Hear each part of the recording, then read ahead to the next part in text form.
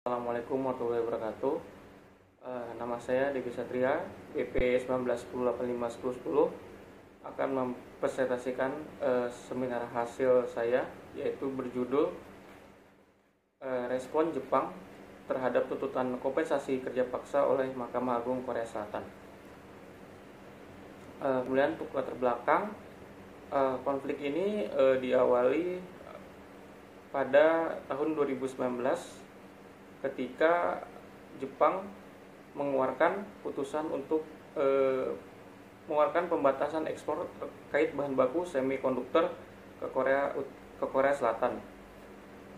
Tindakan Jepang ini dilakukan sebagai bentuk respon dari keputusan yang dilakukan oleh Mahkamah Agung Korea Selatan pada tahun 2018. Jepang menolak dengan tegas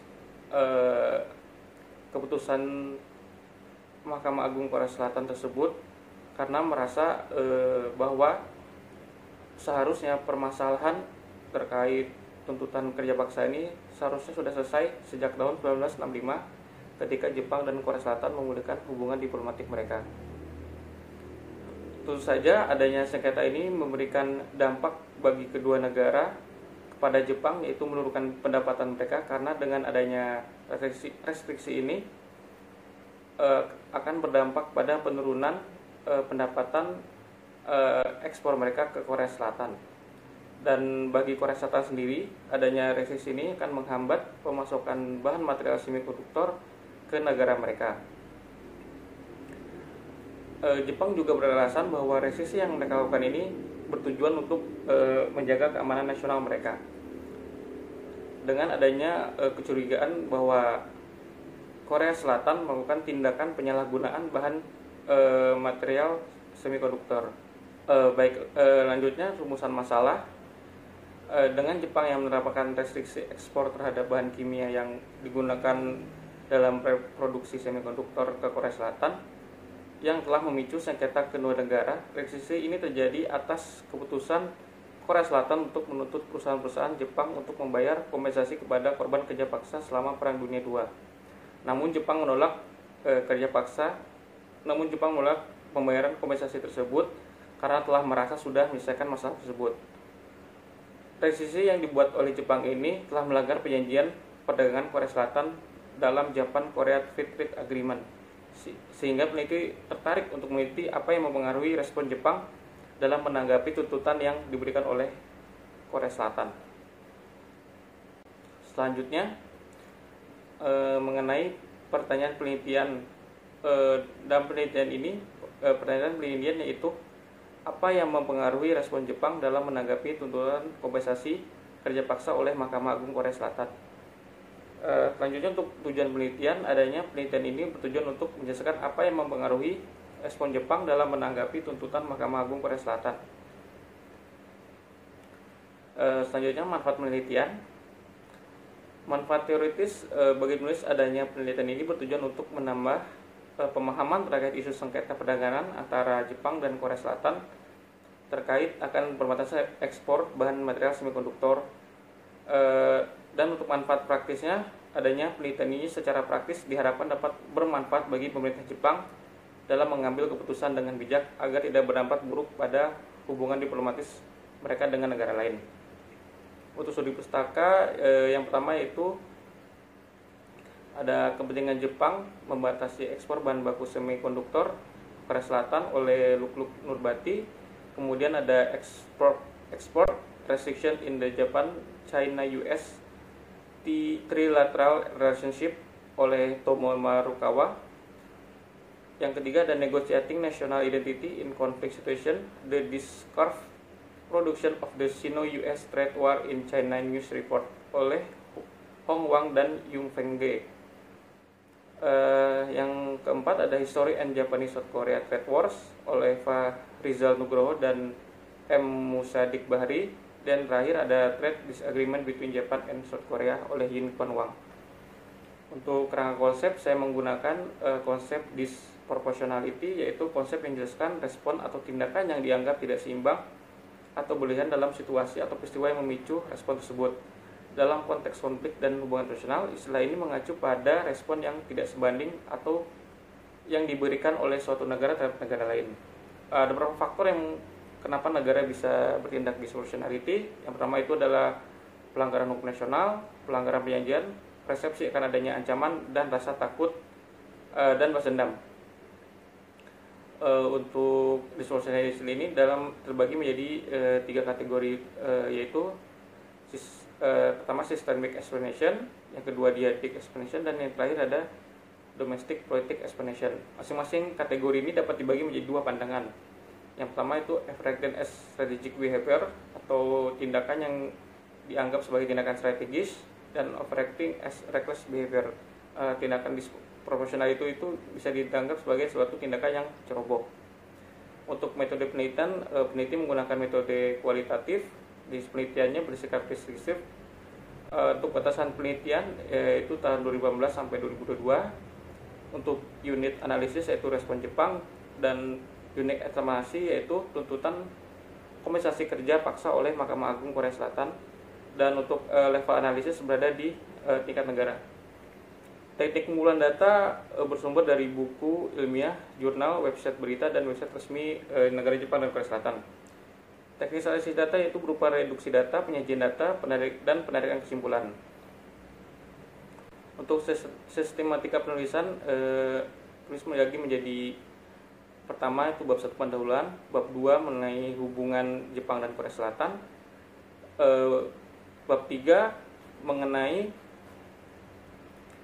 tuntutan Korea Selatan kepada Jepang mengenai kompensasi kerja paksa pada masa Perang Dunia II, dan untuk bab 4 analisis respon terhadap tuntutan kompensasi kerja paksa oleh Mahkamah Agung Korea Selatan, dan bab 5 penutup. Baiklah, untuk lanjut ke bab 2 yaitu mengenai hubungan Jepang dan Korea Selatan. Di sini penulis akan membagi menjadi 2 sudut pandang, yaitu dari masa pemerintahan Yoshihiko Noda dan juga Shinzo Abe.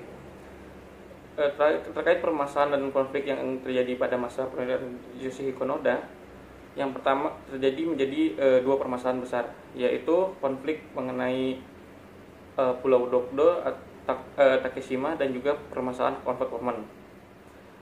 Mengenai Pulau Dokdo dan Takeshima, ini adalah suatu konflik mengenai klaim wilayah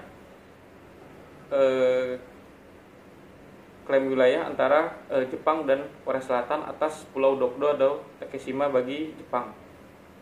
Permasalahan ini dimulai ketika Perdana Menteri Jepang Yoshihiko Noda menekankan bahwa klaim wilayah Jepang dan terhadap wilayah Takeshima Dokdo, dan berjanji untuk memperkuat keamanan di sekitar wilayahnya. Hal ini pun menimbulkan ketegangan bagi negara Korea Selatan. Kali ini berburuk ketika Presiden Korea Selatan Lee Myung-bak mengunjungi Pulau Dokdo dan memicu reaksi negatif dari Jepang. Pertikaian ini puncaknya ketika Lee menyerukan untuk permintaan maaf kepada korban kolonialisme Jepang di Korea Selatan dan memicu tuntutan balasan dari Noda dan ancaman tindakan ekonomi. Selanjutnya, permasalahan comfort woman. Comfort woman ini merujuk pada permasalahan wanita yang dipaksa menjadi pelampiasan seksual bagi tentara Jepang selama Perang Dunia II. Pada masa pemerintahan Yoshihiko Noda menangani kasus ini dengan tindakan yang tidak diplomatis. Kurangnya inisiatif Noda untuk meminta maaf kepada korban memperburuk situasi antara Jepang dan Korea Selatan. Pemerintah Jepang kemudian mencoba untuk meredakan ketegangan dengan usulan dari Wakil Menteri Luar Negeri, yaitu Sasai Keiichiro, untuk memberikan permintaan maaf langsung kepada Korea Selatan. Namun usulan tersebut ditolak keras oleh pemerintah Korea Selatan karena dianggap kurang memadai, sehingga hal ini menyebabkan konflik dan ketegangan pada masa pemerintahan Yoshihiko Noda dengan Jepang dan Korea Selatan menjadi parah. Selanjutnya, pada masa pemerintahan Shinzo Abe, ada 2 permasalahan besar dalam konflik yang terjadi pada masa pemerintahan Shinzo Abe. Yang pertama itu mengenai isu comfort woman. dan juga terkait isu perang dagang. Pada isu comfort moment terjadi ketika AB berinisiatif untuk menyelesaikan kasus comfort moment ini pada tahun 2015 dan mencoba untuk menginisiasi sebuah perjanjian dengan Korea, yaitu Japan ROK Agreement on Comfort Moment. Namun hal ini tuai menimbulkan kontroversi bagi masyarakat dan juga korban, terutama korban comfort moment. Mereka merasa bahwa adanya perjanjian tersebut merupakan sepihak dari pemerintah Jepang saja, sehingga hal ini menimbulkan permasalahan baru pada isu comfort moment. Selanjutnya itu mengenai keputusan Korea Selatan untuk memberikan tuntutan kepada Jepang atas korban kerja paksa Perang Dunia II. Hal ini diawali ketika para korban dari korban kerja paksa mencari keadilan atas apa yang mereka lalui pada masa Perang Dunia II. Hal ini pun memicu simpati dari pemerintah Korea Selatan, sehingga pada tahun 2018 Korea Selatan pun menindaklanjuti hal ini dengan menuntut beberapa perusahaan Jepang untuk membayar ganti rugi atas kerja paksa yang mereka lakukan pada saat insiden Perang Dunia II. Ada beberapa perusahaan yang dituntut oleh Mahkamah Agung Korea Selatan, yaitu diantaranya ada Nippon Steel, Mitsubishi, dan Nachi Fujikoshi, yaitu berupa ganti rugi uang sekitar 80 juta hingga 100 juta won. Selanjutnya mengenai dukungan penuh pemerintah Korea Selatan kepada korban kerja paksa. Pada tanggal 19 Juni 2019, pemerintah Korea Selatan mengajukan solusi terkait untuk isu sejarah dengan Jepang. Mereka mengusulkan pembentukan dana kompensasi bersama yang akan didanai melalui sumbangan sukarela dari perusahaan-perusahaan Korea Selatan di Jepang. Pemerintah Seoul juga menyatakan bahwa jika Jepang menerima usulan ini, mereka akan meninjau kembali tawaran Jepang berdiskusi terkait permasalahan kompensasi yang sedang terjadi. Tidak hanya itu, Presiden Moon Jae-in juga terus serta untuk mendukung para korban dengan melakukan pidato-pidato dan narasi terkait dukungannya penuh terhadap korban dengan asas kemanusiaan. Selanjutnya mengenai tanggapan awal Jepang terhadap tuntutan Korea Selatan ini. Dengan dikeluarkannya tuntutan tersebut, Jepang menolak keputusan ini dengan mengatakan bahwa mereka seharusnya sudah selesai dengan permasalahan ini ketika tahun 1965 pada saat normalisasi Jepang Korea Selatan. Pada masa itu, Jepang memberikan sekitar 500 juta US dollar kepada Korea Selatan. Namun, Korea Selatan meletakkan dana tersebut sebagai dana kemerdekaan dan bukan sebagai kompensasi untuk penduduk kolonial. Dan juga tanggapan Jepang terkait Mahkamah Agung Korea Selatan, yaitu Jepang mengatakan bahwa keputusan yang diberikan merupakan sebuah pelanggaran atas apa yang terjadi, atas kesepakatan yang terjadi pada tahun 1965. Baiklah, selanjutnya ke bab 4. Selanjutnya bab 4 yaitu analisis respon Jepang terhadap tuntutan kompensasi kerja paksa oleh Mahkamah Agung Korea Selatan. Baiklah, selanjutnya yang pertama akan membahas systemic explanation respon Jepang terhadap tuntutan Korea Selatan. Jepang melakukan penolakan terhadap tuntutan tersebut didasari atas pandangan mereka mengenai tuntutan ini akan berpotensi untuk membuka lebih banyak pintu untuk mendorong lebih banyak korban pekerja paksa lainnya untuk muncul dengan berbagai tuntutan mereka. Ketakutan Jepang akan adanya kenaikan jumlah klaim dan kompensasi yang harus dibawakan oleh Jepang yang dapat menyebabkan peningkatan beban keuangan dan juga pembayaran kompensasi, sehingga ini akan mengganggu keuangan dan perekonomian Jepang secara tidak langsung. Apalagi jumlah tersebut muncul tidak hanya di Korea Selatan, namun di negara-negara lain yang sempat menjadi korban kerja paksa Jepang pada masa Perang Dunia Kedua. Selanjutnya, tindakan strategis Jepang melakukan restriksi ekspor kepada Korea Selatan untuk keamanan nasional. Jepang memutuskan pembatasan ekspor ini tidak bukanlah sebagai untuk dengan tujuan untuk keamanan nasional mereka. Adanya penyalahgunaan, adanya klaim yang diberikan Jepang kepada Korea Selatan, yaitu berupa indikasi bahwa adanya penyalahgunaan teknologi semikonduktor untuk digunakan keperluan militer di Korea Utara. Dengan adanya ketakutan ini, tentu Jepang menggunakan restriksi ini sebagai alat mereka atau cara mereka untuk menjaga keamanan nasional mereka dari adanya penyalahgunaan senjata militer yang digunakan oleh Korea Utara. Tindakan impulsif Jepang melakukan restriksi ekspor kepada Korea Selatan dengan tidak adanya bukti yang kuat bahwa klaim Jepang terhadap Korea Selatan melakukan tindakan penyalahgunaan bahan kimia ke Korea Utara, tentu ini akan menjadi sebuah tindakan impulsif Jepang karena mereka semena-mena tanpa melakukan penelitian atau penyelidikan lebih lanjut dan langsung melakukan klaim sepihak terhadap Korea Selatan atas tuduhannya melakukan penjualan bahan kimia ke Korea Utara. Baiklah, selanjutnya mengenai Diadic explanation hubungan konflik Jepang dan Korea Selatan.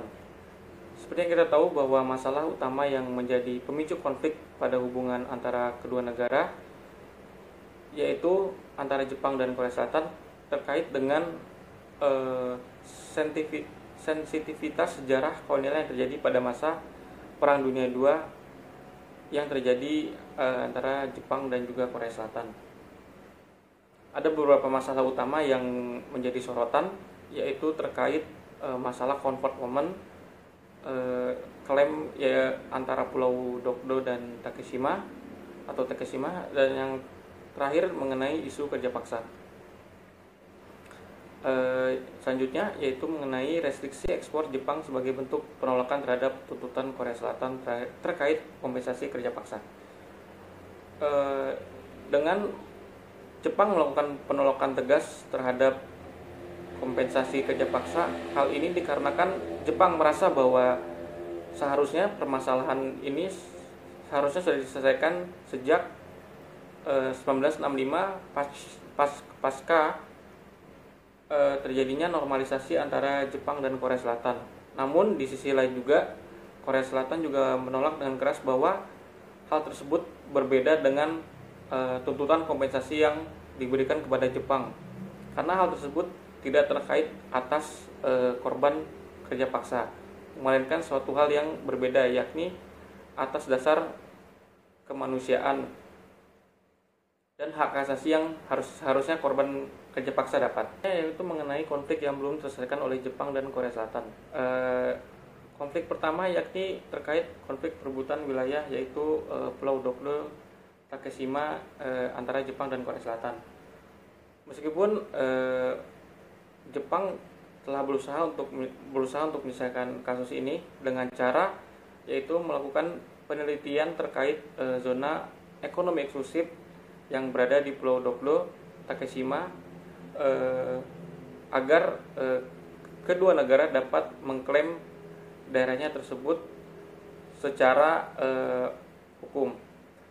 Dan juga Jepang juga berusaha untuk membawa kasus ini ke International Court of Justice untuk dapat segera menyelesaikan kasus tersebut. Namun hal ini ditolak oleh Korea Selatan dan masalah ini belum juga terselesaikan hingga saat ini. Selanjutnya mengenai konflik yang belum terselesaikan oleh Jepang dan Korea Selatan. Yang pertama itu terkait konflik perebutan wilayah, yaitu Pulau Dokdo Takeshima. Meskipun Jepang telah berinisiatif untuk melakukan penyelesaian terkait kasus ini, konflik ini, yaitu dengan membawa konflik ini kepada International Court of Justice. Namun hal tersebut ditolak mentah-mentah oleh Korea Selatan dan beranggapan bahwa SCG akan mendukung Jepang dan akan memenangkan kasus tersebut oleh Jepang kepada Jepang, sehingga hal ini akan menyebabkan kekalahan telak bagi Korea Selatan. Selanjutnya mengenai konflik Comfort Woman yang belum terselesaikan. Seperti kita tahu, pada tahun 2015 pada masa pemerintahan Shinzo Abe, Jepang berusaha untuk menyelesaikan kasus ini dengan melakukan perjanjian dengan Korea Selatan, yaitu berupa Japan ROK Comfort Woman Agreement yang bertujuan untuk melakukan funding kepada yang bertujuan untuk diberikan kepada korban. Namun hal ini menimbulkan kontroversi kepada korban, dari pihak korban Comfort Woman, karena merasa bahwa perjanjian tersebut dilakukan secara sepihak tanpa persetujuan dari korban yang terkait. Baiklah, selanjutnya mengenai domestic explanation respon Jepang terhadap tuntutan Korea Selatan. Dalam konsep ini menjelaskan bahwa adanya opini publik dan juga permasalahan domestik memainkan peran penting dalam membentuk respon suatu negara, sehingga pemerintah cenderung untuk mempertimbangkan pandangan dan preferensi dari domestik politik dan juga masyarakat dalam mengambil keputusan atau mengeluarkan kebijakan dalam menghadapi tindakan dari negara lain. Yang selanjutnya itu pengaruh masyarakat Jepang terhadap kebijakan restriksi ekspor kepada Korea Selatan. Di sini bisa dilihat bahwa sebanyak 67% masyarakat Jepang setuju untuk mendukung dan membenarkan keputusan pemerintah mereka, yakni pemerintah Jepang, untuk mengeluarkan kebijakan restriksi kepada Korea Selatan dan mengeluarkannya dari daftar mitra dagang terpercaya mereka. Dapat disimpulkan kalau adanya opini publik ini juga mempengaruhi bagaimana respon Jepang terhadap Korea Selatan. Dengan menerapkan kebijakan restriksi ekspor ini, masyarakat Jepang juga setuju untuk Jepang tetap menerapkan kebijakan restriksi ekspor ini kepada Korea Selatan. Selanjutnya yaitu permasalahan domestik Jepang terkait industri semikonduktor. Meskipun ekspor semikonduktor Jepang sangat tinggi kepada negara lain, namun sangat miris sekali karena industri semikonduktor Jepang mengalami penurunan dan kurangnya meningkat dibandingkan dengan negara-negara tetangganya, yakni Korea Selatan dan Cina. Adanya restriksi ini juga bertujuan untuk memfokuskan industri semikonduktor mereka terlebih dahulu, karena mereka mengalami penurunan, sehingga perlunya untuk melakukan restriksi agar mereka terfokus untuk menaikkan industri semikonduktor domestik mereka. Yang terakhir yaitu bab 5 penutup. Yang pertama itu kesimpulan. Berdasarkan hasil analisis peneliti menemukan bahwa Jepang bertindak disproportionality atau bertindak disproporsional dipengaruhi oleh beberapa hal yang menyebabkan Jepang melakukan restriksi ekspor kepada Korea Selatan terkait material semikonduktor.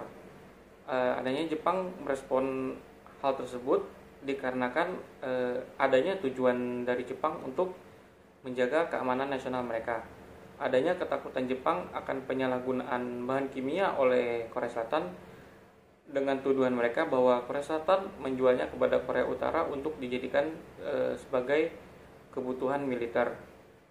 Selanjutnya yaitu adanya pengaruh dari permasalahan terkait konflik sejarah yang belum sampai saat ini belum selesai, dan hal ini pun mempengaruhi respon Jepang kepada Korea Selatan. Terakhir yaitu pengaruh dari opini publik yang mendukung pemerintah Jepang serta permasalahan domestik terkait menurunnya industri semikonduktor membuat Jepang harus bertindak disproporsional kepada Korea Selatan hingga Jepang menerapkan restriksi ekspor untuk meningkatkan industri semikonduktor domestik mereka. Terakhir yaitu saran, setelah melakukan penelitian ini ada dua hal yang peneliti syaratkan untuk kepada calon peneliti selanjutnya, yaitu pertama, penelitian ini dapat diperluas untuk meninjau lagi dari kontribusi aktor non pemerintah seperti aktivis yang mendukung korban kerja paksa atau perusahaan yang terlibat dalam tuntutan kompensasi, mengingat bahwa kedua aktor non pemerintah ini sangat penting dalam mempengaruhi respon negara. Selanjutnya itu mengenai data yang penting dalam, yaitu mencari data yang penting seperti data primer, yaitu berupa dokumen resmi yang dikeluarkan oleh pemerintah Jepang atau perusahaan yang terkait atas tuntutan tersebut. Selanjutnya bisa mencari dari berbagai liputan media berupa tentang pandangan dari masyarakat maupun respon pemerintah. Baiklah, sekian seminar hasil saya ucapkan terima kasih. Assalamualaikum warahmatullahi wabarakatuh.